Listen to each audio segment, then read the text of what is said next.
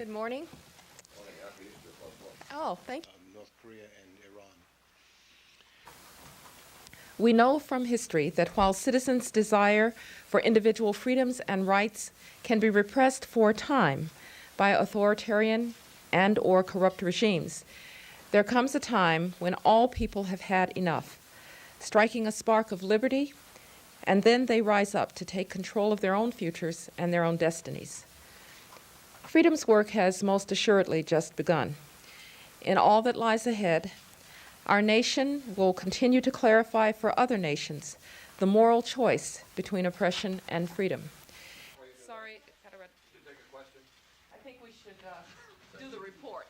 I'll try to get back to you. We'll do the report.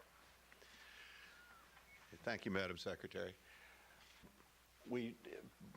By the statute, we're required to deal with countries that have specific these things. What we're dealing with now in Iraq is largely, and I talked with Ambassador Negroponte just before he left, and there's a huge problem in the administration of justice system because under Saddam, judges weren't expected to be independent. Jailers weren't intended to treat prisoners properly. The jails weren't configured to treat people properly. So the result is you've got this carryover effect. They've got a huge backlog of cases in court now. People get arrested by the police, put in jail, but there are not enough capable judges to be able to try them.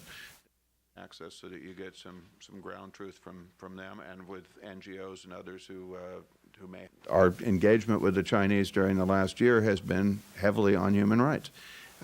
They came back last fall and said, okay, we want to resume the working level dialogue, see if we can get some forward movement. We got some forward movement in terms of some concrete steps we'd been looking for the last decade. Which I think one of the toughest problems you come across in this business, and we've seen it over and over, when you've got a country with which you have decent or good trade relations and so on, that gives you certain opportunities to advance your human rights agenda. When you've got countries that because of their behavior are completely isolated in the world, that gives you a different line of approach, but you're still trying to push the same goals. Right, but just to follow up, I mean, This is true, and I'll back away from talking about Pakistan in particular.